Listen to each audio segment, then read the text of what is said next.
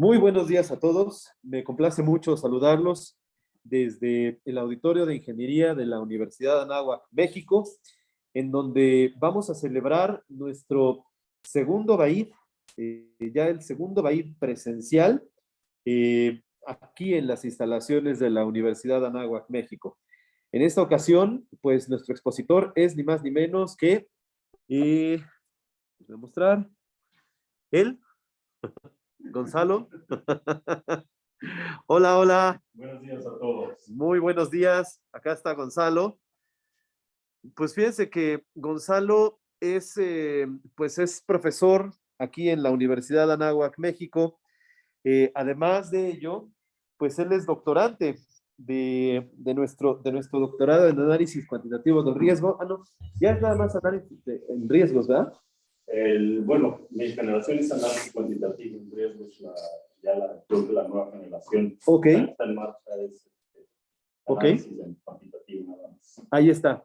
Entonces, Gonzalo es doctorante en el doctorado en análisis cuantitativo del riesgo de la Universidad, de la Facultad de Ciencias Actuariales de la Universidad de Anáhuac, México.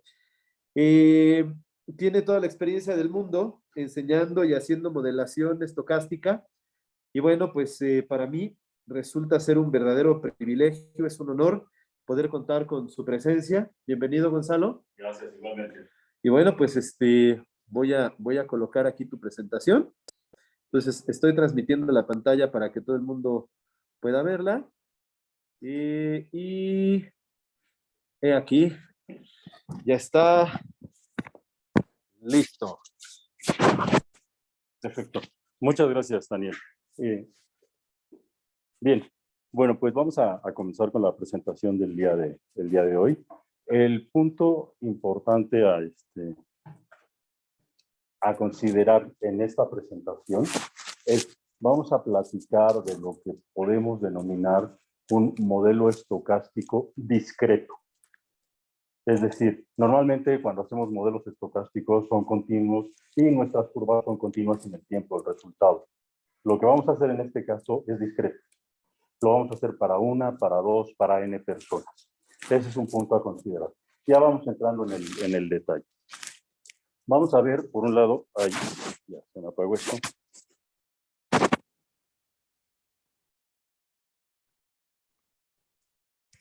¿Alguien me podrá ayudar con esto?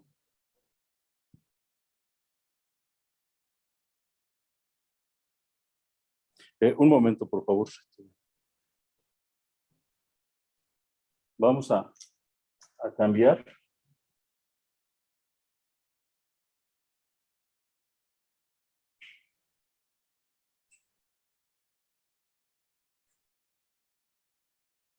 Les voy a compartir esta pantalla. En un momento regresamos a la presentación dentro del iPad que se apagó. Pues muy bien. Como les comentaba, es un modelo estocástico discreto. Y vamos a ver cuál es el beneficio, por qué hacer un modelo estocástico discreto. En mi trabajo, específicamente, que esto es parte de mi trabajo de investigación para grado a doctor, es una parte y específicamente es sobre pandemias, es sobre epidemias, ¿no? Y aquí aprovecho para distinguir. No es sobre pandemia, porque es muy difícil modelar una pandemia. Si queremos modelar una pandemia, estamos pensando en modelar lo que sucede en múltiples países, en múltiples continentes. Entonces, para eso necesitamos nosotros utilizar la teoría de grafos. Pero al final de cuentas esto se va a complicar mucho. Entonces pensemos en una versión epidémica, en una versión que se está dando en una población. Y ahora vamos a ver las consideraciones que eso tiene. Decimos, modelar una pandemia realmente es algo complejo. ¿Por qué? Por todos los elementos que tenemos asociados a dicha modelación. Si ustedes lo ven, tenemos características del propio patógeno, características de la persona, ¿no? Y comportamiento. A final de cuentas, el patógeno no va a poder cambiar, entre comillas, aunque en realidad sí cambia en función de la cepa, porque las cepas van dando diferentes características, pero en general tiene unas características.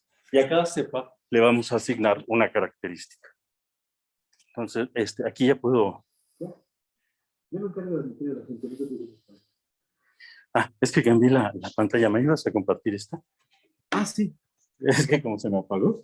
Ok. A ver. Aquí. Listo. 2, 3. Adelante. Listo. Perfecto. Gracias. Bien. Entonces, lo que decimos. Tenemos unas características específicas del patógeno. Tenemos unas características específicas de la población. Y no podemos o no deberíamos pensar que toda la población es igual. Y ya lo hemos visto a través de esta pandemia. Tenemos cuestiones de edad, tenemos cuestiones de salud, tenemos muchas cuestiones que lo hacen diferente. ¿De acuerdo? Entonces, esos son los parámetros que podríamos llamar fijos de alguna forma. Luego tenemos nosotros lo que son los comportamientos o las cuestiones variables que afectan a todos estos procesos. Como decimos al final, incorporar la segmentación de todo esto y todos estos parámetros es muy, muy difícil. Me regreso tantito. Olvidé decirles una cosa muy, muy importante. Mis asesores para esta investigación, que es un trabajo que ya lleva 2 años, es decir, básicamente desde marzo, abril, mayo del 2020, desde que comenzó justamente la pandemia, son el doctor Enrique Lemus Rodríguez, que muchos de ustedes deben conocer, y el doctor Pablo Padilla Gregoria, de la Universidad de Nueva York, especialista en temas de lo que es la matemática epidemiológica. Bien, esto es un ejemplo, ¿no? Cuando nosotros empezamos a modelar matemáticamente una pandemia, esto es a lo que nos enfrentamos, esto es lo que empezamos a ver. Entonces, si se fijan, esto es un modelo SIRVSD. Susceptible, infectado, recuperado, vacunado, vuelta susceptible y de función. Es lo que hemos vivido. Decimos, oye, estos son 2 nodos, es decir, 2 poblaciones que tienen diferente tasa de propagación, porque hay 2 cepas con una tasa de propagación beta 1, beta 2, y además están relacionadas. Hay un acoplamiento. Entonces, eso que estamos viendo en pantalla es la mitad de las ecuaciones. Esta es la otra mitad de las ecuaciones. Es decir, tenemos lo mismo para el nodo A y para el nodo B. Entonces, tenemos ecuaciones diferenciales acopladas que hacen que esto se vuelva extremadamente complicado. Imagínense ahora que cada nodo es una ciudad y que lo quieren hacer para todo el país. Imagínense que cada nodo es un país y lo quieren hacer para el continente. Escálenlo como ustedes quieran. Ahora, vamos hacia abajo. Imagínense que cada nodo es una facultad y lo queremos hacer para el campus norte. ¿Sí? Necesitamos tener adaptabilidad, pero va a depender del nivel de detalle al que queramos nosotros trabajar, la complejidad del modelo. Porque si decimos que esto es un país, pues ya el mundo ya no sería tan difícil, aunque vamos a tener tantos nodos como países que vamos a incluir. Entonces multipliquemos el número de ecuaciones por el número de nodos. Esto lo hace extremadamente complejo. ¿Sí? ¿Qué significa todo eso? Bueno, pues estos son algunos de estos son los parámetros. Tasa de nacimiento, porque estoy incluyendo a la gente que nace. A final de cuentas, cuando hablamos de una pandemia, y ahora tiene una pandemia, dura tanto que sí necesitamos nosotros considerar cuánta gente nace. Necesitamos considerar causas naturales de muerte, no solo las muertes debidas al propio patógeno.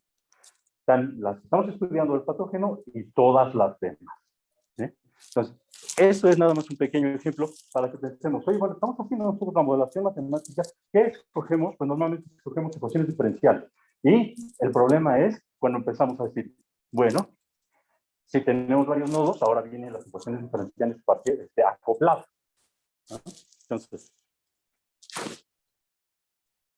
¿qué hemos visto a lo largo de estos 2 años? ¿Y qué hemos visto a lo largo de los últimos 100 años? Hemos visto modelos determinísticos. Hoy, mucha gente ha escuchado del modelo SIR. Entendemos que son susceptibles, infectados, recuperados. En la versión original es susceptibles, infectados, removidos. Pueden ser removidos porque se recuperaron o pueden ser removidos porque hubo defunción. Luego tenemos que abrir eso. Pero bueno, ese es el modelo que se ha venido manejando, ese es el modelo que se trabaja, y ese modelo, que es la base de muchos modelos que hemos trabajado, es determinístico porque utiliza promedios. Y la cuestión de utilizar promedios no es mala. La cuestión importante aquí es cuál es la pregunta y cuál es la respuesta. ¿A qué me refiero? ¿Para qué desarrollamos un modelo? Desarrollamos un modelo para saber si cerramos la economía. Desarrollamos un modelo para saber cuándo abrir la economía. Desarrollamos un modelo para saber cuándo regresar a la universidad. Entonces, el determinístico no nos va a ayudar. El determinístico nos va a ayudar a definir preguntas generales. ¿Cuál es el promedio de infectados? ¿Cuánto esperamos que dure la pandemia? Etcétera, etcétera. Por otro lado, los modelos estocásticos nos van a ayudar más. Hemos visto, son más realistas, y dices, oye, pero ¿no es esto más complejo? Lo que es complejo es el control y seguimiento que le vamos a dar nosotros a esto. Porque al final de cuentas nosotros podemos decir, la probabilidad de infección es el 20%. Ok, perfecto. ¿Sí? Tenemos una beta del 0.018%, que es lo que se tiene que multiplicar en cada periodo para calcular el nuevo número de infectados. Ok, perfecto. Y eso, como les digo, nos lo va a decir en general. Si nosotros queremos resolver cuestiones de mayor importancia, como por ejemplo, si nosotros decimos, oye, yo quiero abrir la universidad, cuando estamos planteando abrir la universidad, ¿qué implica abrir la universidad? ¿Qué implica para los estudiantes? ¿Qué implica para los profesores? ¿Qué implica para el personal administrativo? ¿Qué implica para el personal de vigilancia? Porque son diferentes implicaciones. ¿Quién está en mayor riesgo? En la universidad. ¿De acuerdo? Entonces, esto lo podemos hacer mejor con modelos estocásticos. Para el trabajo que yo estoy realizando, estoy utilizando programación en Julia. ¿Sí? Básicamente, porque Julia es tan rápido como programar en C. Cuando se programa en forma juliana, como le llamamos, o Julian Way of Coding, ¿sí? Resulta ser mucho más rápido. ¿Sí? Otro punto es la flexibilidad. El control y seguimiento que se pueden dar a las variables y a los resultados a través de las estructuras creadas y personalizadas de Julia, porque no son las estructuras del código, son estructuras personalizadas por cada uno de nosotros. En este caso, por mí, es justamente lo que me permite ir hacia modelos de alto detalle que parece que pudieran ser muy complejos en su rastreo, pero el software me ayuda mucho. Y la generación de números aleatorios, que muchos de ustedes saben, que si son aleatorios, que si son pseudo-aleatorios, que si los aleatorios de Excel, etcétera, no vamos a entrar en este detalle, pero para el que quiera investigar, Julia, en general, y en general comparado con el resto de los códigos, tiene un muy buen motor de generación de números aleatorios. Bien, vamos a comenzar a ver de qué estoy hablando y de qué modelos estoy tratando de desarrollar y en qué modelos estoy trabajando. Primero hablemos de la propagación de una infección sin recuperación. Es decir, hay una población que es susceptible, llega un patógeno y nos empezamos a infectar. ¿De acuerdo? Lo primero, nuestro modelo va a estar basado en personas. No está basado directamente en la ecuación, no es un promedio, no es un parámetro de punto tanto, etcétera, etcétera, punto cero, lo que sea, para poder ir viendo qué es lo que generamos. No, decimos cuántas personas integran la población, cuántos hay infectados, con cuántos son susceptibles, todos, digamos, con cuántos infectados comienzan y cómo se van infectando. ¿Qué provoca que se infecten? ¿De acuerdo? Obviamente existe una relación entre la matemática que les mostré y lo que estoy planteando. Porque al final de cuentas, primero tengo que determinar cuáles son las características de mi ejercicio. Tengo que plantear mis ecuaciones, porque sí las tengo que plantear, ¿no? Al menos para un nodo, digamos. Y luego digo, oye, pues sí, sí, ¿no? O sea, este es el nodo I y el nodo I se comporta así. Tengo I nodos, ¿de acuerdo? Pero me voy a basar en personas. Necesito controlar el detalle. Y eso lo voy a lograr haciendo estructuras de estructuras. En este ejemplo, decimos, para la propagación, solo cómo se están infectando. ¿Sí?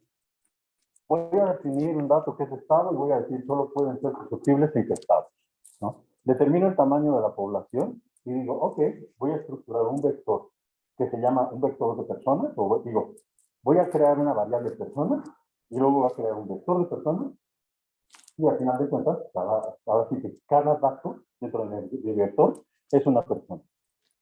Hago que todos sean susceptibles y luego de forma aleatoria pongo un infectado.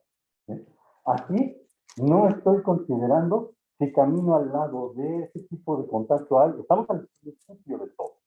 Aquí yo lo único que estoy considerando es que existe un mecanismo de contacto o un mecanismo de interacción en la población.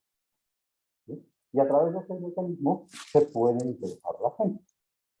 Eso es todo. Y eso es justamente lo que el modelo SIR propone.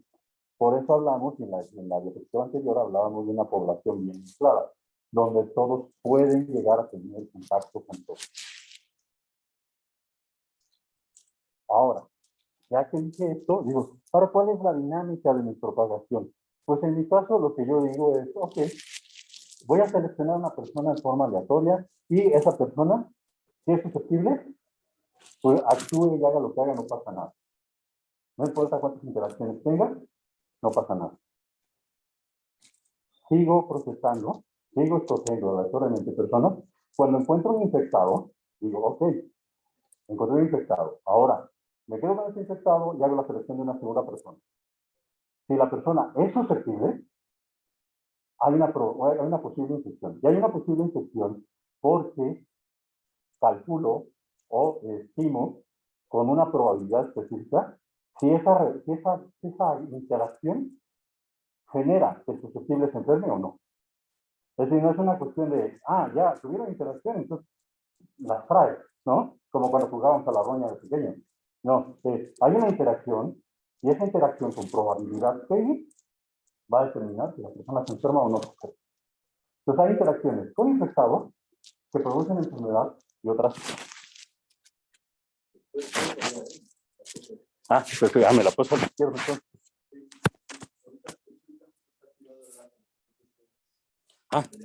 Perfecto. ¿Sí? Y también puedes pintar con lápiz, las herramientas están ahí arriba. Entonces, sí. Ahí está. Perfecto. Gracias, doctor. Bien, ahora voy a definir la dinámica de la simulación. ¿Qué quiere decir con la dinámica de la simulación? Ya dije cuál es la dinámica de la propagación.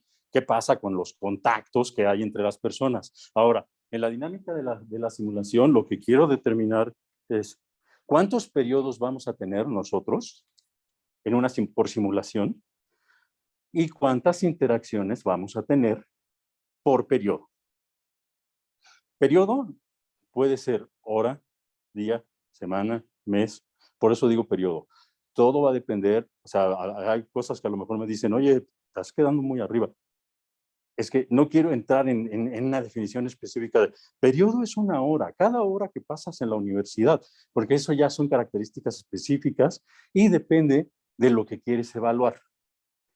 Las características específicas y los resultados que me va a dar el modelo, pues están determinados por la pregunta que quiero hacer. Yo quizás quiero preguntarme, oye, si yo abro la universidad, ¿a qué velocidad se van a infectar los profesores?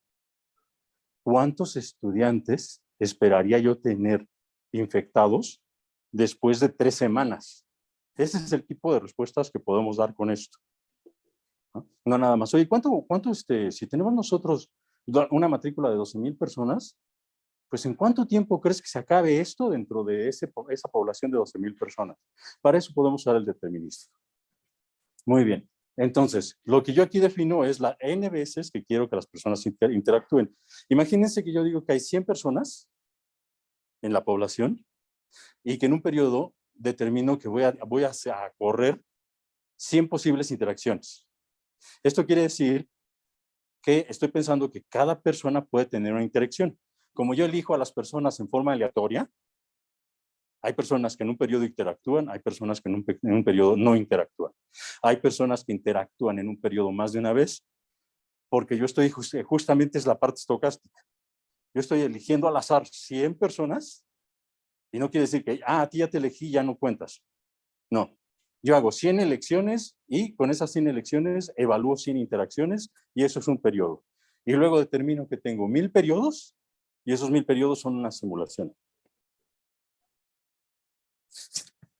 Ok, esto va a ser uno de los resultados que voy a tener yo cuando hago mis simulaciones. ¿Y esto qué quiere decir? Bueno, aquí una de las cosas que es importante es, aunque yo considere los parámetros fijos, no hay un solo resultado y eso ustedes lo conocen muy bien. O sea, puedo utilizar los mismos parámetros, realizar mis simulaciones y lo que sí voy a tener es que voy a tener una distribución. ¿Estamos de acuerdo? Y esa distribución me va a decir cuál es el escenario y cuál es el caso más probable. También me va a decir cuál es la peor situación y cuál es la mejor situación. Y sobre esto es sobre lo que realmente queremos analizar y sobre esto es sobre lo que realmente queremos sensibilizarnos. Al final de cuentas, mi propuesta es utilizar promedios y modelos determinísticos no ha permitido, en general, a ningún país, a ninguna población, sensibilizarse sobre lo que estamos enfrentando. Hacer esto, sí. Oye, es mucha información, es muy difícil. El lenguaje está ahí. Julia puede ayudar con todo eso. Si necesitamos un servidor, pues tendremos que conseguir un servidor, lo pedimos en la universidad, hacemos una colaboración, buscamos una fundación, lo que sea, ¿eh? Y espacio, está la nube para guardar todos los datos que ustedes quieran. ¿De acuerdo? Ahora, aquí es lo que les decía. Puedo mantener los datos constantes y voy a tener muchas posibilidades de evolución. También puedo calcular la media. Cuando calculo la media, es un poco para hablar con aquellas personas menos convencidas, tal vez con aquellos que son más asiduos a utilizar los modelos determinísticos. Es decir, si yo también puedo hablar contigo en términos de promedios. Estos son mis promedios. Y mi promedio te explico de qué se conforma. Se conforma de todo ejercicio. O sea, yo sí tengo, digámoslo así, el doble clic de mi promedio, que es mucho más complicado y es mucho más difícil cuando primero haces la simulación o haces el cálculo del promedio, y ahora cómo lo desglosas. ¿Cuál es tu mejor, peor escenario? ¿Qué significa esto? ¿Eh? Otra cosa que hago yo, por ejemplo, es calculo mi desviación estándar, pero mi desviación estándar varía a lo largo del tiempo, porque es la desviación estándar por periodo. Y aquí es importante ver. En este punto es pequeña, en este punto es pequeña, porque a toda la población se está infectando. En este punto es donde es mayor. Justo donde tenemos la máxima probabilidad de tener contagiados, donde los contagiados están creciendo, donde tenemos, si lo analizamos en números, es donde tenemos el mismo número de susceptibles que infectados. En ese punto, nuestra desviación estándar es mayor. Aquí, como no tenemos recuperación, por eso vemos esta gráfica. Ya podríamos ver con recuperación qué es lo que sucede. ¿De acuerdo? Ahora. Pero ¿cómo se lee la gráfica de esa? ¿Qué cosa hay en X? Todo lo que está aquí, esa es la desviación estándar. O sea, aquí tenemos la negra y esta es este es el promedio. Todos los que están en colores son las simulaciones. Esto que está aquí. Son trayectorias. Esas son trayectorias. Este es el promedio de todas las trayectorias. Ajá. Es decir, todas mis simulaciones. Y esta es la desviación estándar por periodo. Es que esto es especialmente relevante para estos chicos que están presentes ahora mismo. Digo, probablemente también para quienes están en línea, ¿no? Por cierto, veo gente desde Sonora pasando por Puebla y veo muchos estudiantes de nuestros posgrados y también de Argentina. Saludos a todos. Pero mira, para los que están presentes aquí mismo, Itan, esta pregunta es relevante porque ellos están trabajando con... Saludos desde Chile, dice Danielo Vega. Hola, hola. Hola, Daniel. Entonces, para ellos esta pregunta es relevante porque ellos están empezando a estudiar procesos estocásticos. De hecho, están terminando el primer curso de procesos estocásticos. Y entonces ellos asimilan al proceso como una colección de variables aleatorias. Lo que está mostrando Gonzalo en la gráfica esa es la realización de esas trayectorias. Hagan de cuenta que él fija una de las omegas, ¿no? ¿Se acuerdan que un proceso es una función de dos variables, ¿no? Entonces él fija la omeguita y deja corriendo el tiempo. Y bueno, pues haz de cuenta que lo que está haciendo ahí en todas esas es fijar, fijar varias omeguitas. Si las omeguitas se deja correr el tiempo, entonces lo que hay abajo es tiempo, el eje de las X, y del eje de las Y es número de contagiados, ¿correcto? Es correcto. Ahí está. Entonces, que ustedes, ¿no? Así se ve para el caso de una pandemia. ¿Sí? Sí, y lo importante de eso en el caso específico del proceso estocástico es como si dijéramos cada quien corremos una sola vez el proceso, con en este caso la probabilidad que estoy usando es la probabilidad de infección, todos con la misma probabilidad de infección, ¿no? Todos utilizamos, unos utilizan MATLAB, etcétera, cada quien utiliza. Es probable que tengamos algo relativamente similar. Pero como justamente tenemos un motor de números aleatorios, que cada quien tiene su motor, tenemos ciertas características dentro de lo que estamos haciendo las cosas, la verdad es que cada quien va a llegar con una simulación diferente. Va a ser muy difícil que haya dos simulaciones que podamos comparar. Es por eso que cuando aquí yo digo, oye, pues hago 500 simulaciones, estas son 500 simulaciones, sin cambiar la probabilidad de incumplimiento, todas las simulaciones con 1000 periodos, obtengo todas estas posibilidades de evolución de mi proceso de infección. Y este va a ser el resultado. Ahora sí que este es el resultado integrado, aunque sean 1000 simulaciones, de un proceso estocástico, ¿no? Entonces, ahora vamos a ir entrando un poco más en detalle, ¿sí? Pero lo que les decía, este punto es súper importante, ¿no? Como en este punto es donde tenemos la mayor desviación estándar. ¿Y cómo no tengo que decir yo, ok, dame una probabilidad y una desviación estándar y con eso me voy todo el tiempo? Sino, al final de cuentas, una de las cosas que yo puedo obtener es una desviación estándar. ¿Y esto para qué me va a servir? Pues me va a servir para que una vez que yo hago mi proceso pronóstico, mi simulación, pueda irle dando seguimiento a la evolución de la epidemia dentro de la población que estoy estudiando y ver si efectivamente estoy dentro de los rangos que esperaría que evolucione mi proceso de infección y mi epidemia, o algo está cambiando. Ahora, eso lo que nos permitió es ver cómo va en forma general esto. ¿Cuántos tenemos en cada periodo? ¿Cuántos infectados vamos a tener en cada periodo? ¿Cuántos esperaríamos? ¿Cuál es el peor caso, el mejor caso? ¿Cuál es el promedio? ¿Cuál es la desviación de las simulaciones que estamos haciendo? Ahora lo que queremos es darle seguimiento a las infecciones causadas por cada individuo. Y para hacer eso,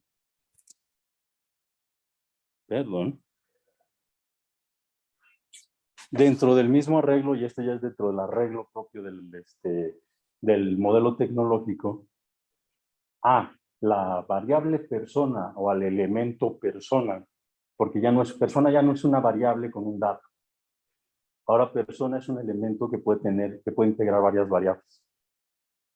Persona es un elemento que integra estado, si es susceptible, si es infectado, y me dice a cuántas personas ha infectado. Entonces ahora dentro de mi proceso yo digo, ok, una vez que te infectas, ¿no? Yo digo, aquí pongo otra vez un infectado inicial. Cuando ese infectado propaga la enfermedad y hace que un susceptible sea infectado, voy sumándole a ese infectado. Infectaste 1, infectaste 2, infectaste 3. ¿De acuerdo? Entonces tengo un control de cuántas infecciones produce cada persona dentro de mi población. Dentro de la estructura de datos, inclusive, pues como tengo un vector y tengo desde persona 1 hasta persona 100, puedo saber cuántas personas infectó persona I. ¿De acuerdo? Entonces, con eso, obtengo este resultado. ¿Sí? Vámonos de la distribución de la probabilidad de la derecha a la izquierda. a final de cuentas, ¿qué es lo que nos está diciendo esta gráfica? Esta gráfica nos está diciendo número de infectados, ¿sí? Personas que generan ese número de infectados. Entonces, esta gráfica me dice, oye, hay una persona que genera alrededor de 10 infecciones. Hay 2 personas, hay 3 personas, etcétera, ¿sí? Entonces decimos, perdón, este es personas y este es número de infecciones. Esta es probabilidad, sí.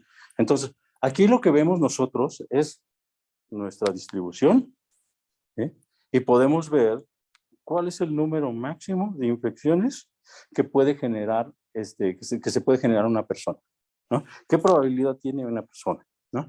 Entonces, bueno, esto otra vez es algo que lo vemos desde la perspectiva generalizada. Cuando nosotros lo vemos desde la perspectiva de la simulación, esto ya nada más son los datos de una simulación, para no empezar a generar demasiados datos, entramos en el detalle de lo que hacemos en una simulación. Aquí vemos cómo se dan las, ¿cómo se llama? Cómo se dan las infecciones. Entonces, normalmente nos dicen, oye, existe un factor que se llama R0 y ese R0 es beta entre gamma, y entonces ese R0 dice que una persona infecta en promedio a 2 personas. Entonces nosotros muchas veces utilizamos ese método para hacer nuestros cálculos. Bajo la perspectiva que yo estoy siguiendo, yo digo, no, eso no es así. Existe una probabilidad de infección, existen todas las interacciones, y entonces así en estas secuencias en realidad en la que se generan las infecciones. Es decir, hay muchas interacciones que generan pocas infecciones. Hay algunas interacciones o hay algunos ciclos en los que se generan muchas infecciones. Y esos ciclos están aleatoriamente distribuidos a lo largo del proceso. O sea, no podemos decir, al principio se generan pocas y luego a la mitad es cuando más se generan y luego al final otra vez se generan pocas. Eso estamos hablando de la desviación estándar de los infectados. ¿Cómo se integra esa acumulación de infectados? Pues en un ciclo podemos tener 2 y en el siguiente ciclo podemos tener una persona que infecta 10 y luego en el siguiente ciclo tenemos 3 personas que infectan solo 1, bla, bla, bla, bla. ¿Me explico? Entonces, cada persona infecta un número diferente. Entonces, esto también se distribuye y aquí es otra forma de verlo, ¿no? Tenemos que hay una persona que infecta, me parece que el número es 12, ¿no? Y no alcanzo a ver bien yo sin lentes. Pero, sí. Tenemos una sola persona que a lo largo de nuestra simulación infectó a 12 personas. Entonces, aquí esto es el número de infectados a lo largo de la simulación. No es necesariamente una superinfección. No es que alguien infectó a 12 personas en un solo momento, no. Hay alguien que por interacción y probabilidad terminó esparciendo más el patógeno que otras personas. Hay personas que por interacción y probabilidad, estas de aquí, lo distribuyeron menos. Doctor, hay una pregunta en el chat. Sí. Es a propósito de la lámina anterior a esa. Es una pregunta de Daniel Macorra que dice, tengo una duda en esa lámina. Dices que el máximo se alcanza a la mitad, pero no alcanza a entender a la mitad de qué. A la mitad de la... ¿A qué máximo te referías? Digamos que este es el inicio del tiempo. Este es el inicio del tiempo cuando tenemos un infectado. En este caso no hay recuperación.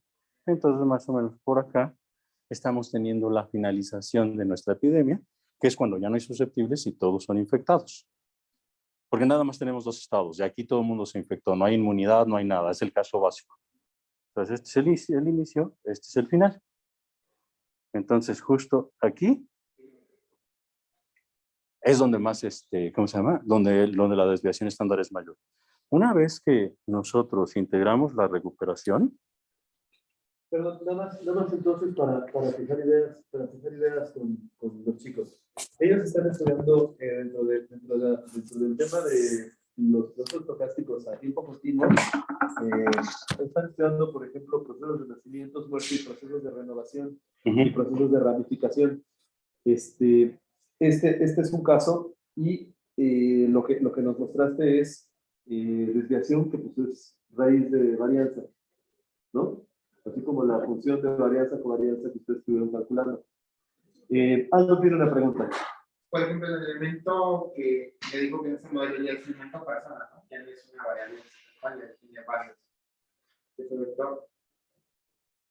No sé si más adelante va a hablar de la tasa o algo así, como que uno se infecta, pero digamos, incuba la enfermedad, ¿no? Es diferente, pero no es como que a un agente que la propaga, sino más bien entre más cercano sea, entre más tiempo pase y tú ya acabas como de incubación y ya realmente infectas personas, en algún momento consideramos esa variable.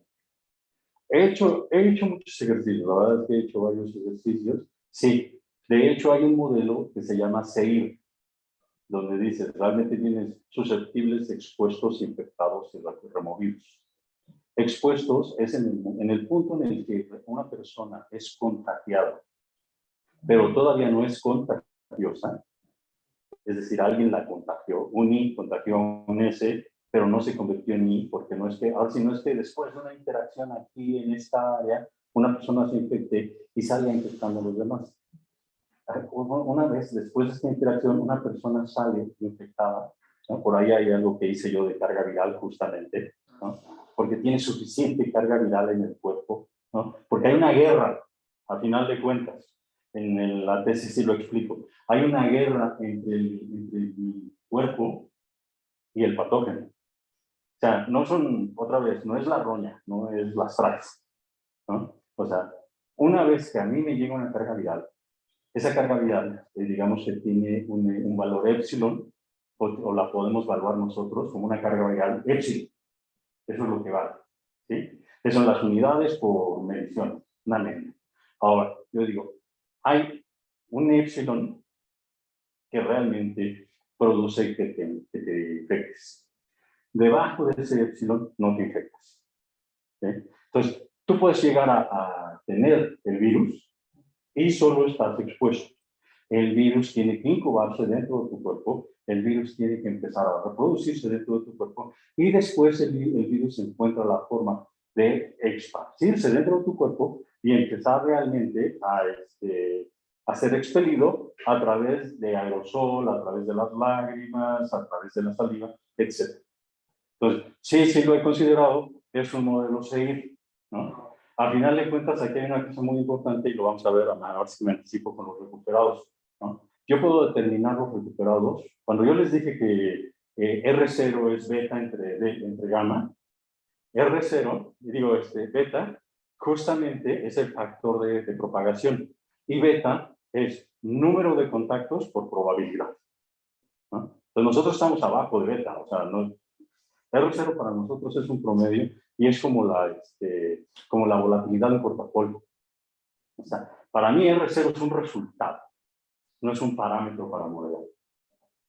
Entonces, a consecuencia de todo esto, yo voy a obtener una R0, ¿no? Y ya está, ¿no? Porque R0 mayor que 1, R0 menor que 1 es también otra discusión y otro documento que ya escribí, donde no podemos tener una sensibilidad tan baja de lo que es realmente el comportamiento de las infecciones. ¿De acuerdo? Entonces nosotros estamos en el punto abajo. E inclusive yo lo que puedo hacer y lo que he llegado a hacer en algunas simulaciones es, yo cambio, me estoy adelantando, yo digo, beta entre gamma, y luego gamma es la velocidad a la que la gente se recupera en la población. Entonces gamma resulta ser 1 entre D. ¿No? Entonces yo digo, voy a tener gamma, voy a poner ahorita G. Gamma va a ser 1 entre D. Esta gamma que yo digo aquí es la velocidad a la que se recupera la población, la velocidad a la que sale de la enfermedad. Y entonces, ¿qué es D? D es el promedio en días que tarda la gente en recuperarse. En el caso del COVID, hemos hablado de 14 días. Entonces, D es 14, gamma es un 14avo. Y ya lo apagué. No, estoy aquí, mira. Mira, aquí tienes herramientas. Ya. Este es lápiz, este es borrador, este es láser. Por acá tienes para añadir páginas. y ahí puedes pintar con el lápiz lo que quieras. Ah, ok. Entonces, Perfecto. por ejemplo, puedes ponerle gamma es igual a 1 entre D, si D es igual a 14, entonces, Ok. ¿Sí? Me gusta mucho esto, está muy padre. R0 es beta entre gamma, ¿no? Beta es número de contactos por probabilidad de incumplimiento. ¿Incumplimiento? De incumplimiento de infección. Estaba pensando. Sí, ya, la costumbre. Gamma es 1 entre D. Y D es el número de días en promedio que tarda en recuperarse un infectado. En el caso del COVID, 14 días. Así es cuando lo manejamos en promedios. Yo he ido desglosando esto para no manejar promedios. ¿Y qué es lo que estoy haciendo? Pues yo estoy sustituyendo mi gamma por una probabilidad de recuperación. E inclusive yo puedo retrasar la recuperación. Yo podría decir, oye, es que hay gente que se puede recuperar en un día. Yo conozco casos de gente que el COVID le ha causado una jaqueca mínima y se acabó.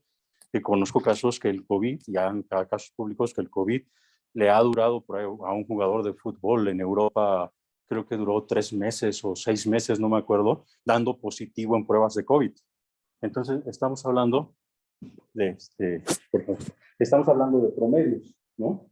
Entonces, ¿hablamos de promedios o hablamos de casos específicos? Yo puedo decir, oye, la gente se recupera con probabilidad PDR, ¿sí? Pero PDR a partir del día 5, a partir del día 1, a partir del día... Entonces, todo eso justamente es la ventaja de manejar este tipo de modelos al manejar este tipo de detalles, ¿no? Obviamente, hay un equilibrio que necesitas hacer entre el modelado matemático y el modelado y la flexibilidad que te permite la herramienta, Julia. Porque Julia te va a dar muchísima flexibilidad. Lo que tienes que asegurarte es que no te pierdes y que matemáticamente puedes definir la ecuación.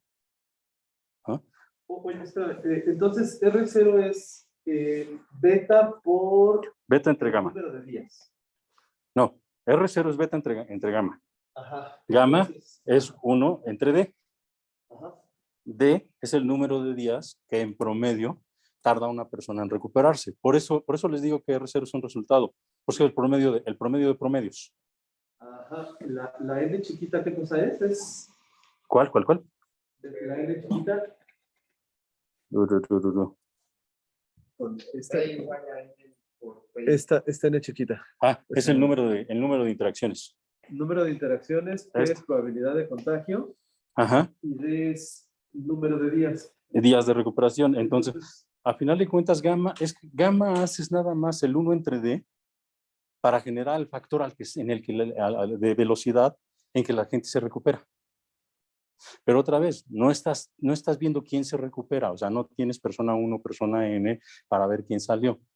En el modelo que yo propongo y en el modelo que yo he estado trabajando, lo que yo otra vez tengo a mi población y en cada periodo, después de hacer las interacciones de la dinámica de infección, reviso a todos los infectados, les calculo, ahora sí que con una Bernoulli, determino a partir de su probabilidad de recuperación si en ese periodo se recuperan o siguen enfermos.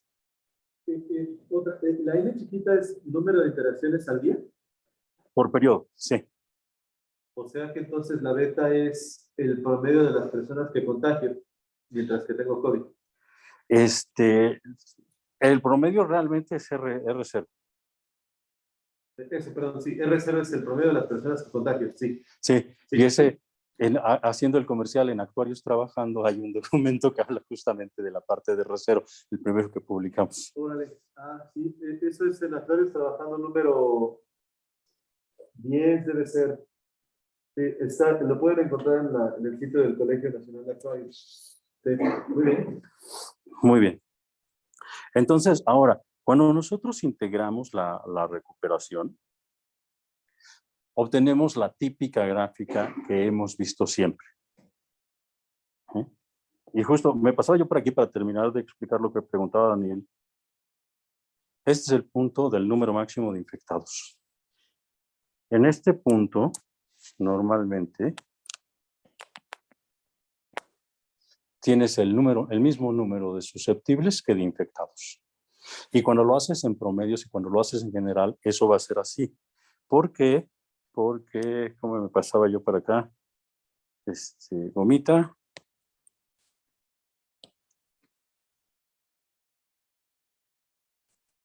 ¿O puedes insertar otra hoja para...? Como inserto una nueva. Con la hoja que tienes más. Así.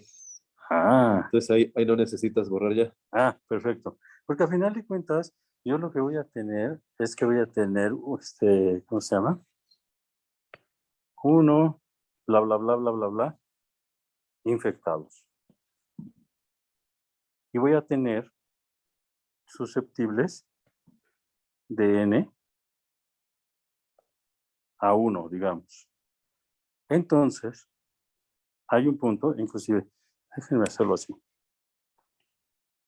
Digamos que estos son mis infectados y luego aquí voy a tener mis susceptibles y mis susceptibles también voy a tener de 1 a N susceptibles. ¿De acuerdo? Entonces, ¿dónde empieza esto? Esto empieza en este punto, donde tengo 1 y donde tengo N menos 1. ¿Sí?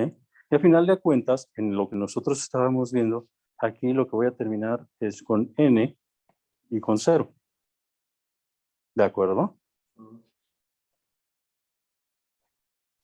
Este es el punto donde S por I es máximo.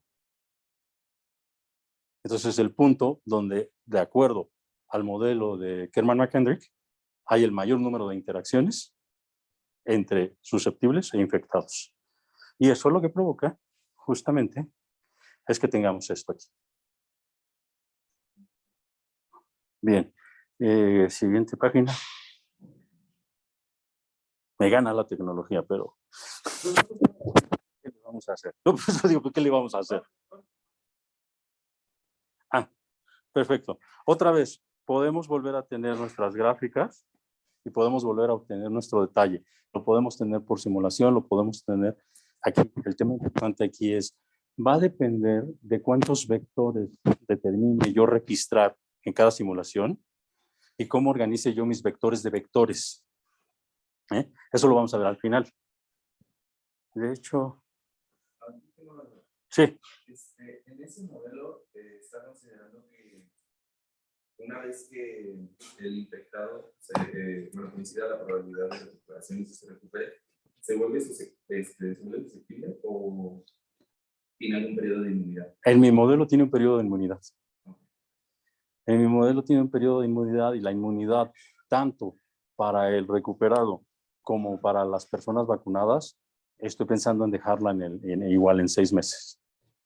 Porque de acuerdo a lo que estamos haciendo, yo puedo decirte, oye, la inmunidad natural, es decir, la inmunidad por haber sufrido la enfermedad, puede ser de hasta 1 año.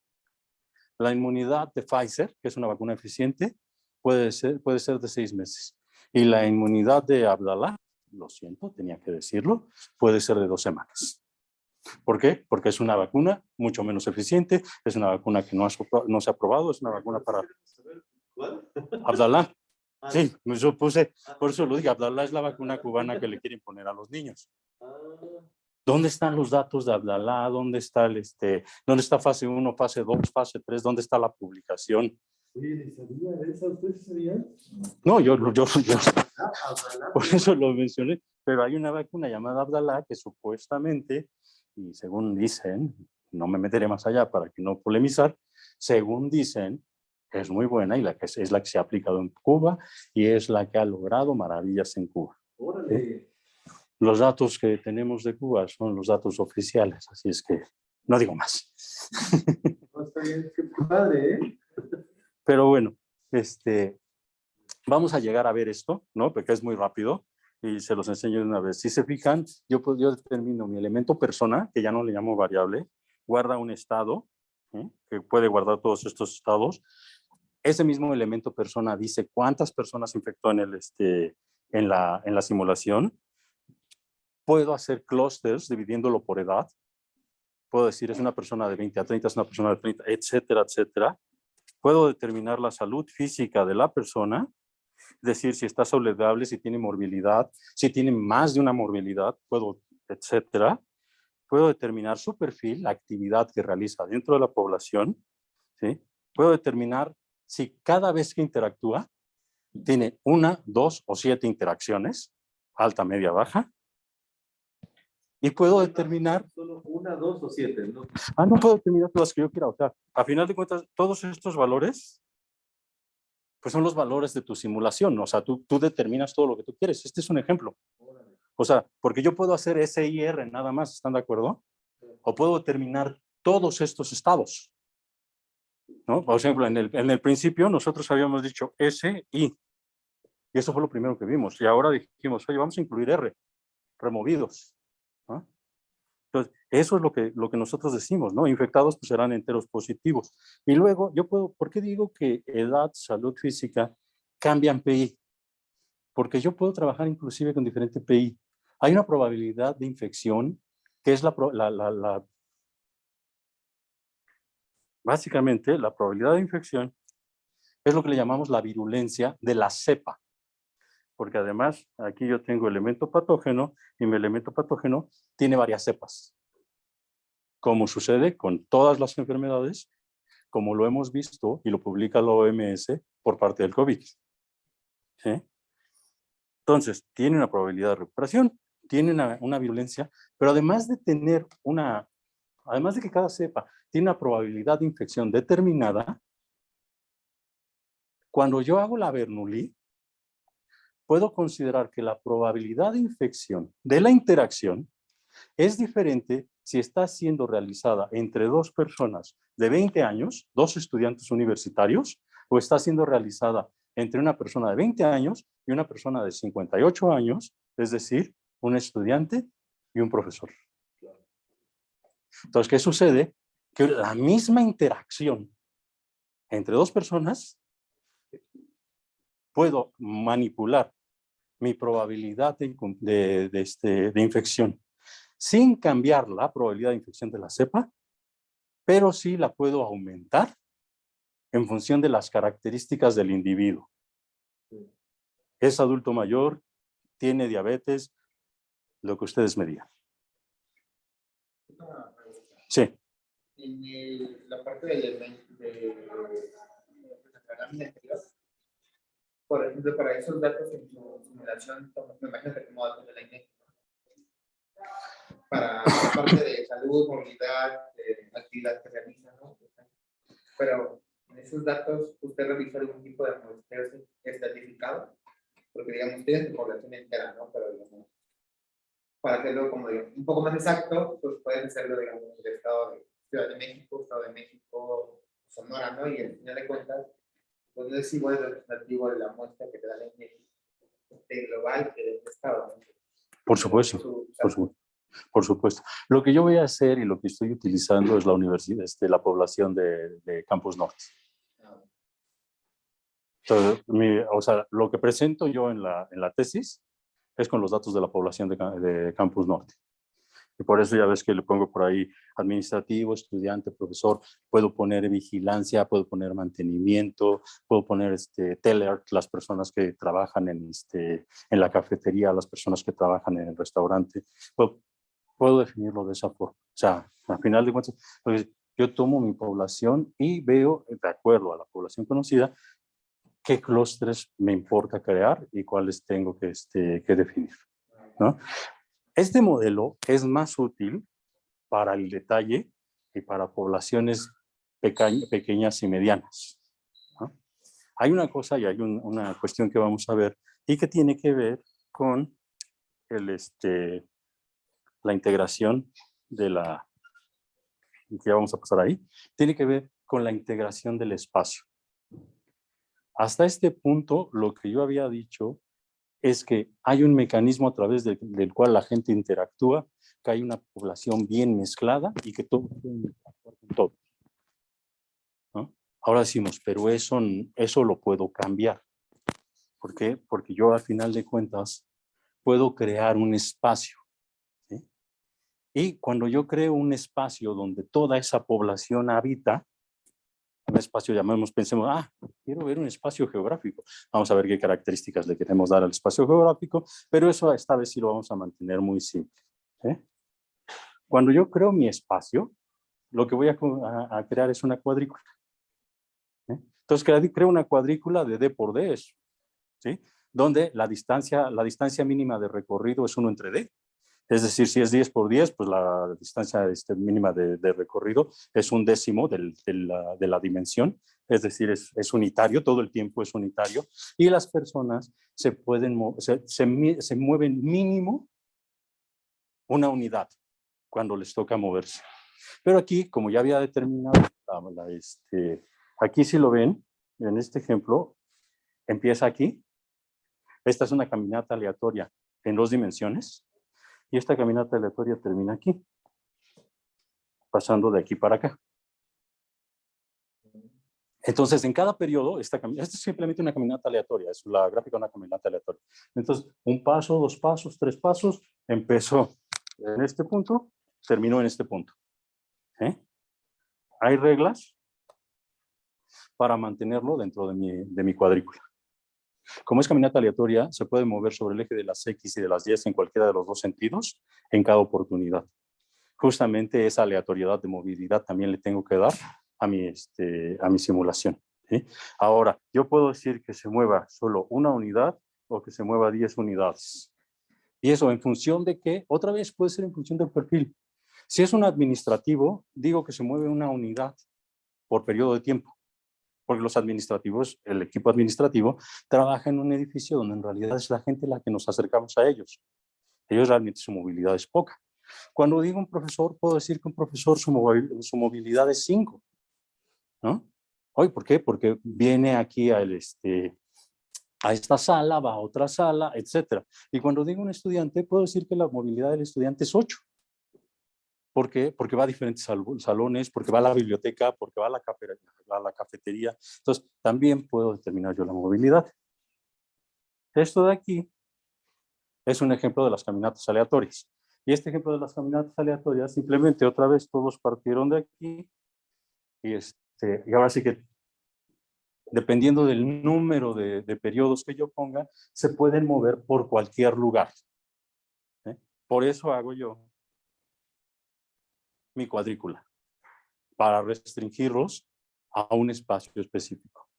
Crear la cuadrícula y restringirlos a un espacio específico tiene 2 efectos, ¿no? Uno, cambia la dinámica en la que interactúan mi población.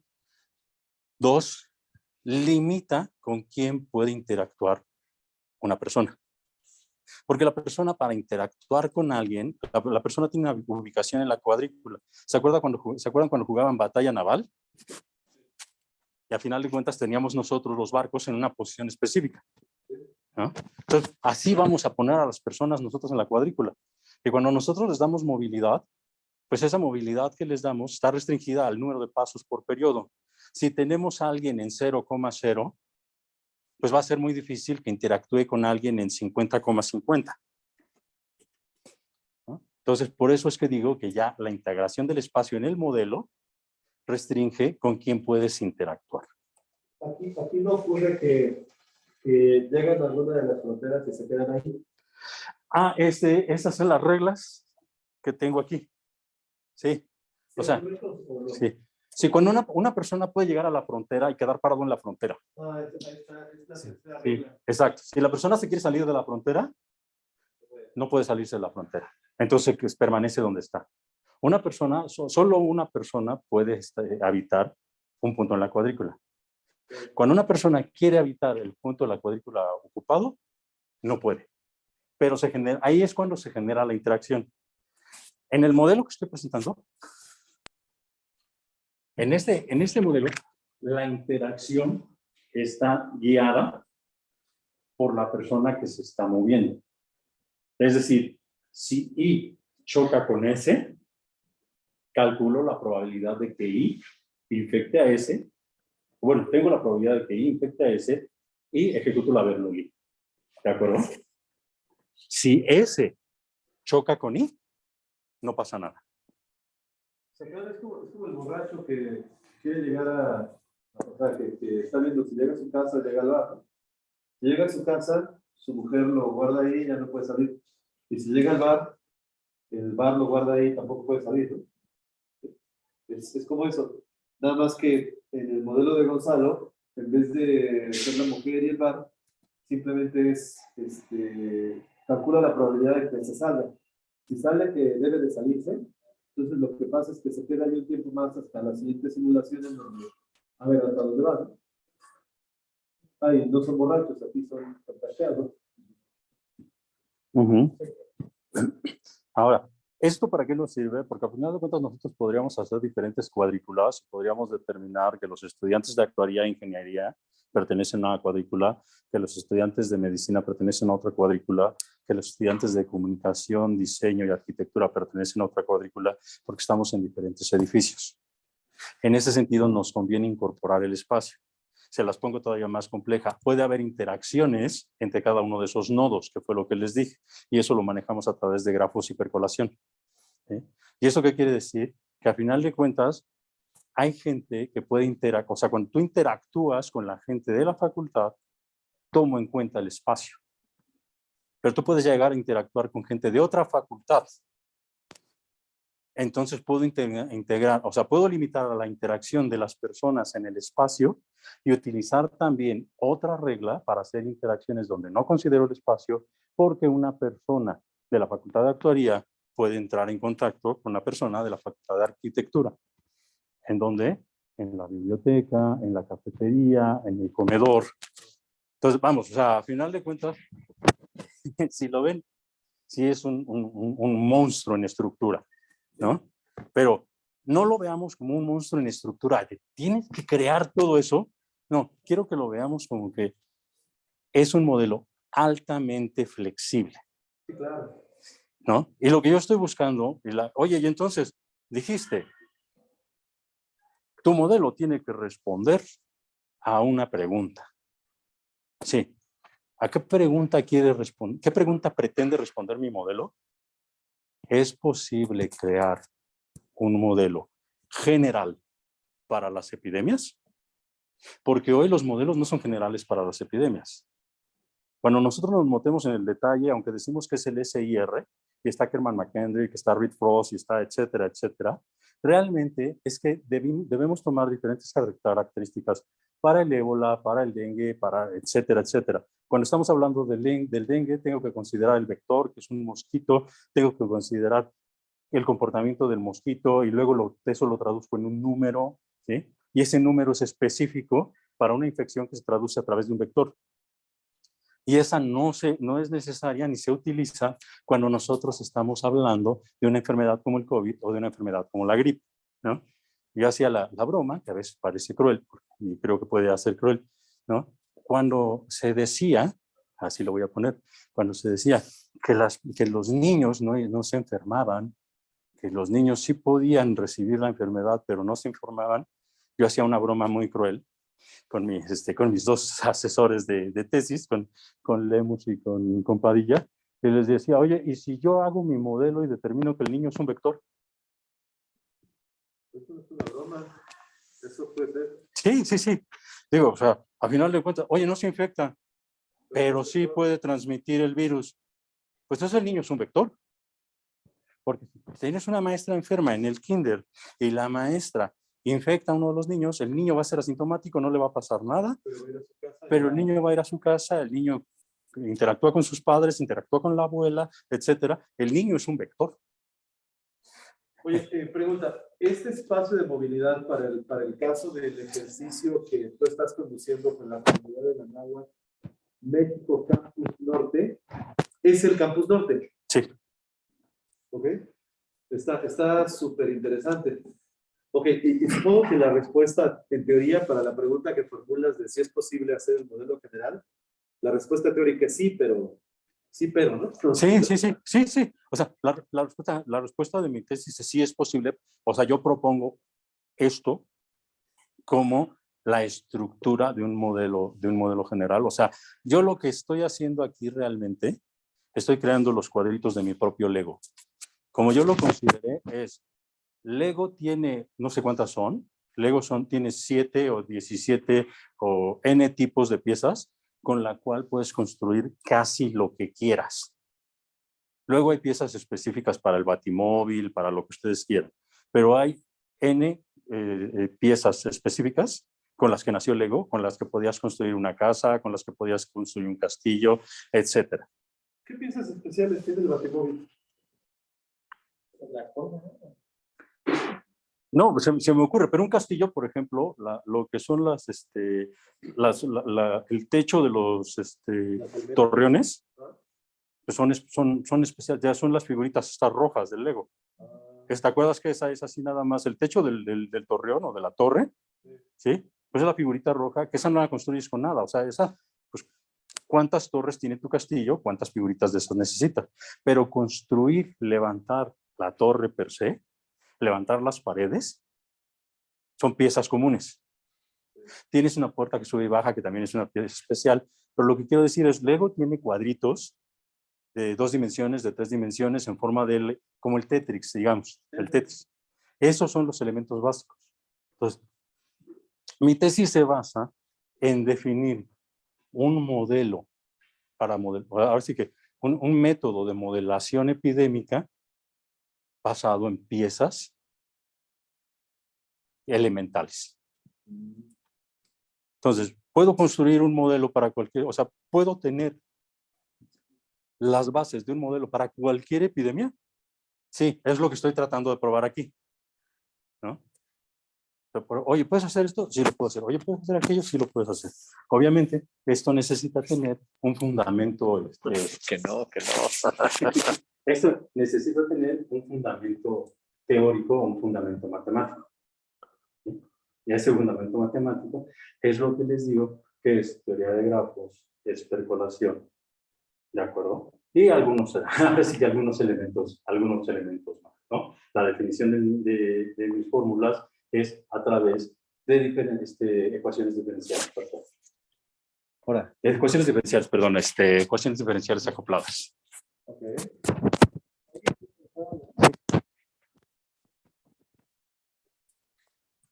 Este es un ejemplo. O sea, todavía estoy modelando Anáhuac y ahorita déjame te la contesto más adelante con lo que te estaba diciendo. Yo no sé si voy a crear solo un cuadro para todo, para decir Campus Norte es una cuadrícula de 500 por 500 donde interactúan 18,000 personas, o voy a decir Campus Norte son 7 cuadrículas de tal dimensión donde están distribuidas 18,000 personas de esta forma, pero que tienen interacción entre cuadrículas.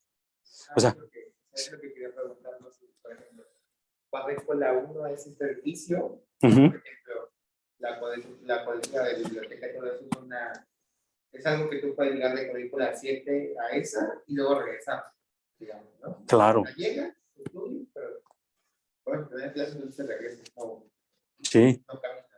Y yo puedo determinar en mi modelo 2 esquemas de interacción.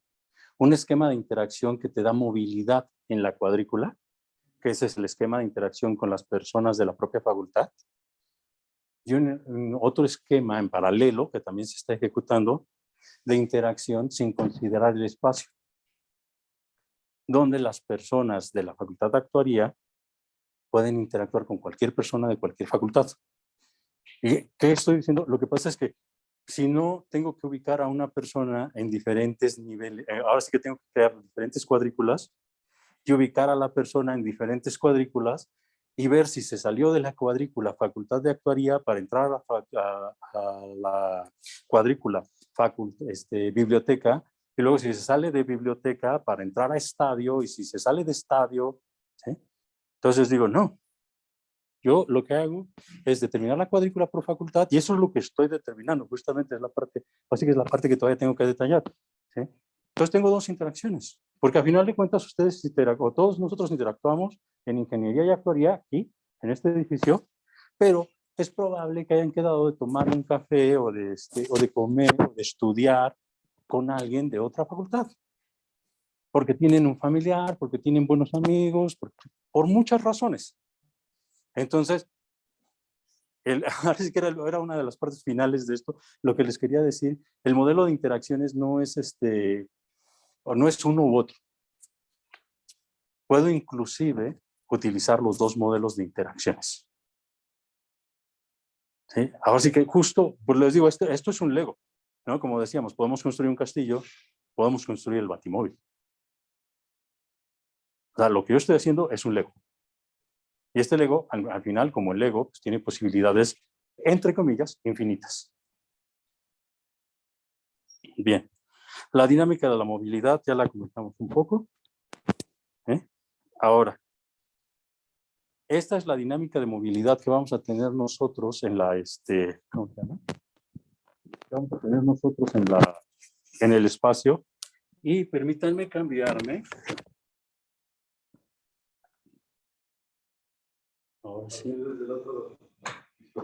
Sí, voy a compartir desde aquí, porque lo que voy a compartir. Dile que comparta la pantalla. Compartir. Bueno, también. Ahí está. Bueno, aquí es rápidamente, esto que vemos aquí. Ok. Sí, estamos viendo eso. Esto que vemos aquí es la estructura montable y es uno de los elementos personalizados que puedo utilizar yo en Julia, que no existe en otros programas. Se puede crear en C, se puede crear en Python. Sí, en MATLAB es un dolor de cabeza. Bien. ¿Cómo se ve esto? Visualize. Vamos a la última. Esto es parte del código, no tiene sentido entrar en el detalle, como lo dijimos. Aquí está mi cuadrícula, aquí están las personas que yo puse en la cuadrícula, ¿sí? Y el azul que tenemos, ¿dónde tenemos el azul?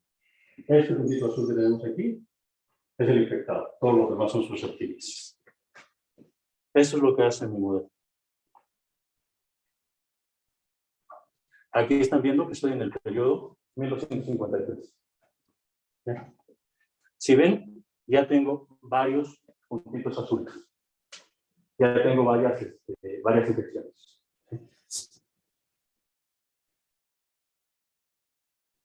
Sigue avanzando y sigue cambiando. Pero esto no parece que esté convergiendo a nada. No, es lo que hay que estudiar. Al final de cuentas hay una cosa muy importante. Muchas veces se ha dicho y muchas veces se ha mencionado que ¿cómo se llama? Que la epidemia empieza a disminuir su velocidad cuando cuando empiezan a desaparecer los susceptibles. Cuando a los infectados les cuesta más trabajo encontrar susceptibles para contagiar. Y la realidad es que cuando yo en todas las simulaciones que he corrido y lo que he revisado y estudiado, eso no es así. ¿Qué determina la finalización o la fortaleza de la epidemia? La probabilidad de contagio, las características de la población, lo que hemos venido revisando. Y al final de cuentas hay una cosa muy, muy importante. La velocidad con la que se infecta la gente contra la velocidad a la que se recupera la gente, beta entre gamma, es lo que va realmente a determinar la fortaleza de la epidemia en la población. Porque si nosotros logramos a través de medidas preventivas, si nosotros logramos a través de concientización que haya menos contagios, que gente con más susceptibilidad, es decir, gente más delicada, se infecte menos y que gente más saludable se pueda llegar a infectar, pero se recupera más rápido. O sea, al final de cuentas, va a depender del tiempo del tiempo que eres infeccioso. ¿Sí? De ese tiempo, nadie es de lo que va a depender de la acción.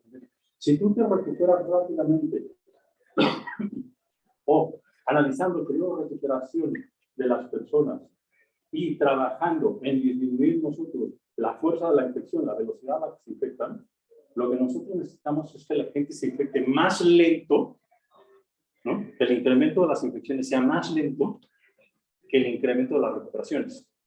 O sea, lo que necesitamos es que la gente se recupere más rápido y que durante el periodo de infección afecte menos a la población.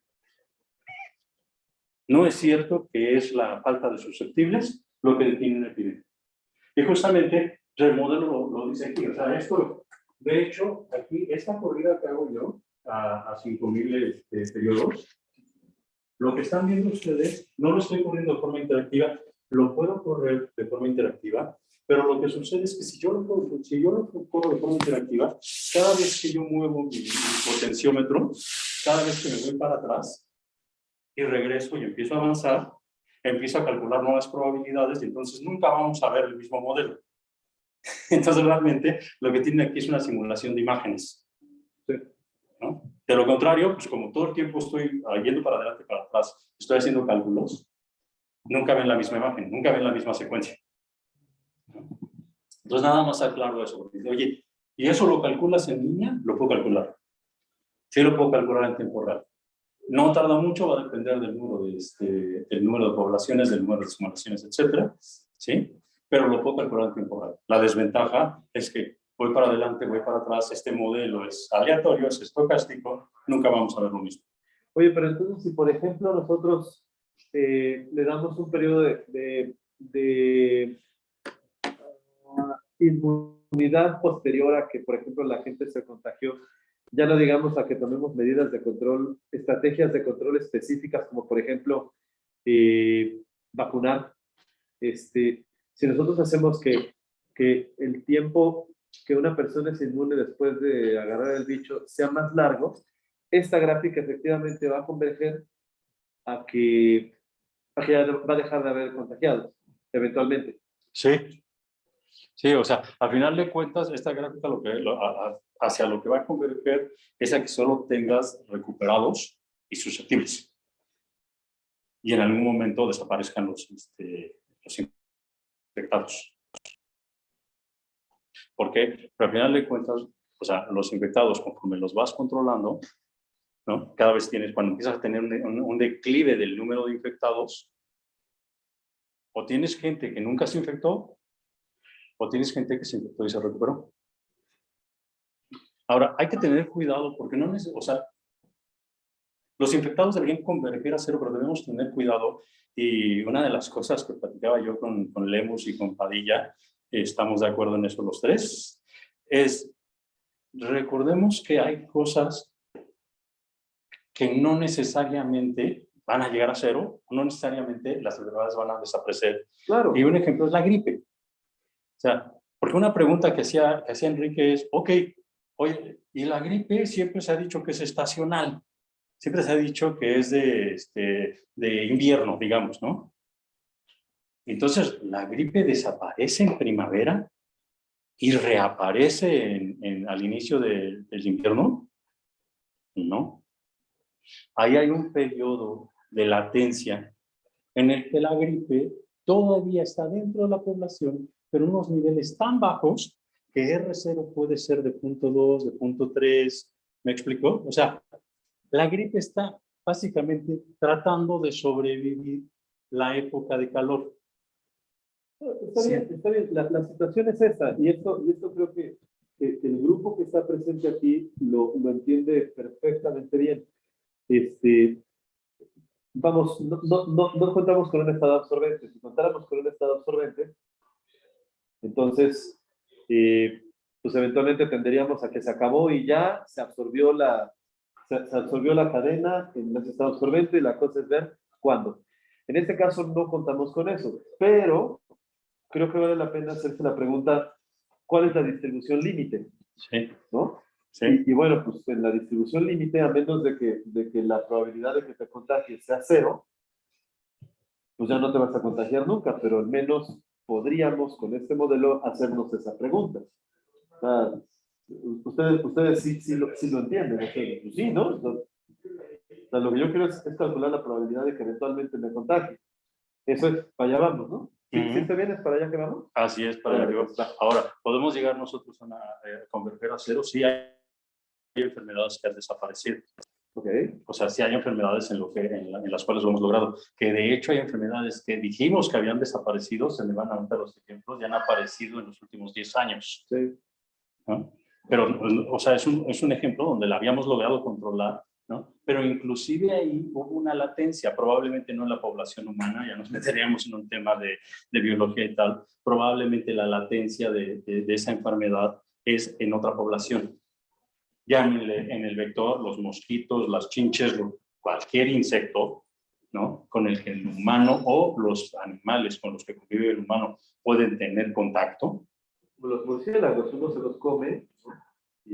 y ahí es cuando le da COVID. Murciélagos. Claro. Entonces, bueno, y lo último, pues compartimos aquí, nervios, doctor.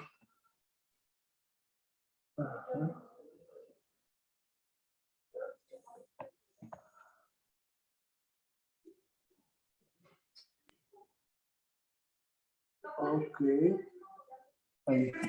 Ok. ¿Tienes tu lapicito? Sí.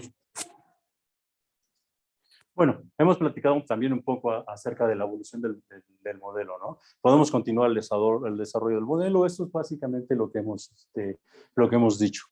Lo podemos crear para la universidad, podemos crear para el trabajo, lo podemos disminuir o reducir, digamos, a nivel salón de clases, lo podemos ampliar a nivel estados.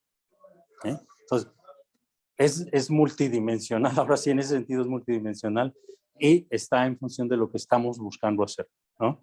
La idea justamente, digamos que es el Lego epidemiológico, por ponerle alguna descripción rápida y simple. Esto es lo que habíamos visto del elemento persona, habíamos visto el elemento patógeno, habíamos visto los métodos de transmisión, que es contacto directo, contacto indirecto, aerosol, y tienen una probabilidad de infección y que la puedo cambiar, ¿no? También hay otro documento que también es parte de mi tesis, que también está en Actuarios trabajando, donde hablo de la diferencia entre transmisión y contagio. Y donde yo establezco que una persona puede transmitir el patógeno a otra persona y no implica un contagio. ¿Se acuerdan que les dije yo de la carga viral épsilon? Cualquier persona que reciba una carga viral menor a épsilon va a lograr, o su cuerpo, en esta guerra que yo les platico, va a lograr desecharla. Y la persona probablemente ni siquiera se enteró que estuvo en contacto con el virus.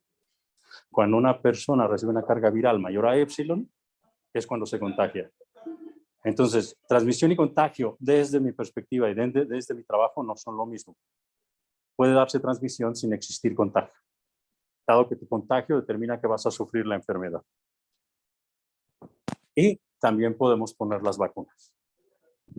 Podemos poner las vacunas, podemos determinar que la inmunidad es permanente, podemos determinar que la inmunidad es el mismo periodo para todas las vacunas y para las personas que se recuperan. Podemos inclusive decir que hay inmunidad heredada, que es cuando nace un bebé y la mamá es inmune. Pues podemos decir que hay una inmunidad heredada y que esa inmunidad dura lo mismo que el resto de las inmunidades. O podemos determinarlo al nivel que nosotros queramos, ¿no? O sea, esto nuevamente va a estar en función de lo que nosotros queramos contestar, ¿no? Por último, les había dicho yo que la dinámica que he venido trabajando es infectado, susceptible y no susceptible, infectado. Oye, ¿cuándo querría yo utilizar la dinámica susceptible infectado? Muy sencillo, para simular un hospital. Porque al final en un hospital llegan todos los infectados y los están atendiendo muchos susceptibles. Entonces ahí no solo me interesa la interacción infectado-susceptible, que es menor porque el infectado está estático. Ahí lo que me interesa es la interacción susceptible-infectado. Entonces, ven, hay muchas cosas, muchos elementos, y la verdad es que utilizar probabilidades, hacer el proceso estocástico, es lo que te permite tener esa flexibilidad. Porque de lo contrario, si nosotros queremos utilizar promedio, no hace sentido estar definiendo perfiles y estar definiendo diferencias entre susceptible infectado e infectado susceptible. Entonces, nuevamente, son muy buenos los modelos determinísticos, ahora sí que yo empecé a entender esto estudiando el modelo Kermack y McKendrick, porque es básico para que entendamos epidemiología, ¿no? Y también de Ross, hay que estudiar a Ross. Pero hay que ver qué herramientas tenemos ahora y qué queremos contestar, ¿no? No podemos utilizar una herramienta que se ha creado hace 100 años para la malaria, porque es el caso específico del modelo de Kermack y McKendrick, en una población bien mezclada, que es un pueblo, y decir que eso sirve para todo. Bueno, pues con eso terminaría la... Las referencias son súper importantes. Bueno. Porque nos dice Gonzalo, es que hay que estudiar a Ross. ¿Qué es de Ross? Aquí empezamos, ¿no? Bueno, estas son, ahora sí que seleccioné las referencias más representativas. La realidad es que la cantidad de referencias, papers y modelos es gigantesca. A esa tiene que aparecer ya en mi tesis, obviamente, y la lista es larga, ¿no? Pero tenemos nosotros Novak. Este libro es muy, muy bueno. Este libro nos va a ayudar a entender, y por eso dice las ecuaciones de la vida, porque este libro nos ayuda a entender inclusive por qué mutan, o más bien no por qué mutan, cómo mutan, ¿no? O qué significa la mutación de un patógeno, ¿no? Y hay algo que le llamamos el landscape, ¿no? ¿Es Andrés Novak? No me acuerdo, pues es de Harvard. Este es buenísimo, o sea, te da una panorámica de cómo así como calcular, cómo hacer las cosas, cómo tener el fundamento matemático, e inclusive utiliza teoría de juegos. Hay una parte donde Novak explica a través de teoría de juegos. Este es excelente. De Rogers, difusión de las innovaciones, por ahí no lo mencioné, pero una de las diapositivas decía que estamos hablando de propagación y no estamos hablando de propagación epidémica exclusivamente. Este mismo modelo y estas mismas bases sirven para que determinemos la propagación de un meme, para que determinemos la propagación de un fake news, para que determinemos cualquier propagación, inclusive para que podamos simular nosotros el éxito de un programa de publicidad. Rogers, por eso Rogers es la difusión de innovaciones en general. Tengo allá arriba un libro de modelación de zombies, modelación matemática de zombies, y se trata exactamente de eso, pero de eso se trata, exacto. Y el asunto es que todos los capítulos del libro, todos son independientes entre sí. Entonces, digo, obviamente el libro se trata de modelación matemática de propagación, de eso se trata. Y todos los capítulos hablan de zombies, pero en realidad lo de menos es que sea de zombies. Así es. Lo que importa es que son exactamente estos modelos. Por cierto, tengo uno de los ejemplares, es por cierto bueno, debería de haberse de Enrique, pero no se lo llevo. Entonces, si quieres o si alguien quiere, ahí está arriba y lo puedo regalar. Sí. No, si alguien lo quiere, si no, yo me apunto. No les digas. Bueno, está bien. Bien. ¿Qué más?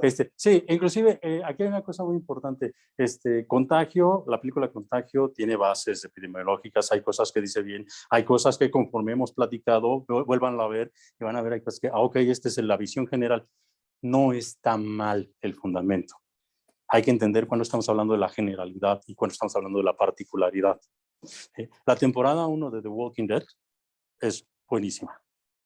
Desde la perspectiva epidemiológica, o sea, desde el fundamento epidemiológico de la temporada 1 de The Walking Dead, hay muchas cosas. O sea, ya cuando la ves con ojos de estoy estudiando epidemiología, hay cosas valiosas. Bien, está Ross, Sir Ross, en inglés. Esto también es 1916, está 1916, 1917. Él es uno de los pioneros, él es contemporáneo a Kermack y McKendrick, él estudió el dengue, él ofreció la primera formulación, ¿no? Que luego pulieron Kermack y McKendrick. En paralelo está Reed Frost, que es Reed and Frost, que también son muy buenos. Este es un pequeño paper, pero que es interesante leer, ¿no? La crisis del coronavirus, ¿no? Y luego tenemos el modelo de Kermack McKendrick, que es de Weinstein, y el modelo SIR de Weinstein. Esos los puede encontrar en Wolfram. ¿Sí? Entonces, es eso. Hay mucha más bibliografía. Le digo, está Reed Frost, ¿no?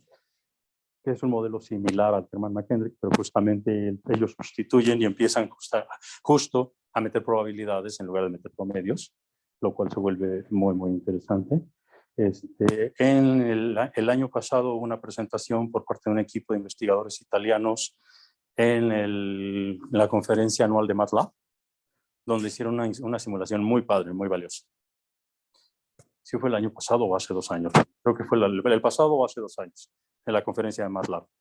En las conferencias de Julia también se han presentado modelos diferentes, y en las conferencias de... ¿Quién más? No me acuerdo. No, pero bueno, eso sería el tema. Ok, ya no tenemos tiempo para preguntas. Lo siento, digo, naturalmente las personas que están aquí in situ, bueno, pues ellos han tenido la ocasión de preguntar un montón de cosas, pero yo lo digo por las personas que están en línea. Lo siento, muchachos.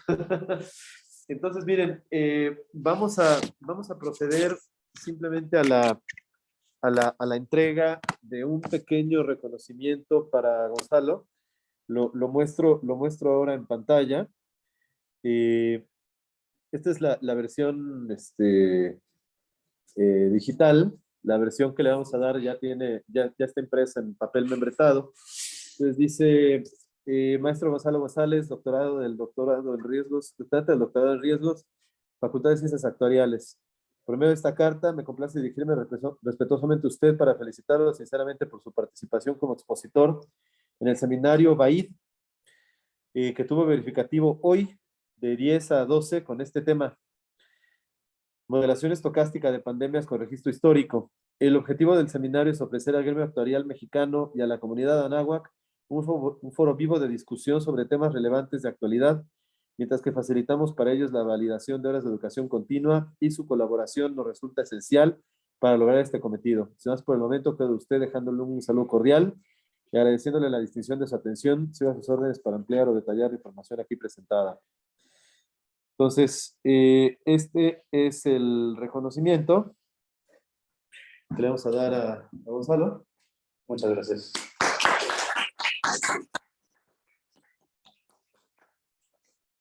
Y cerramos con esta cortinilla.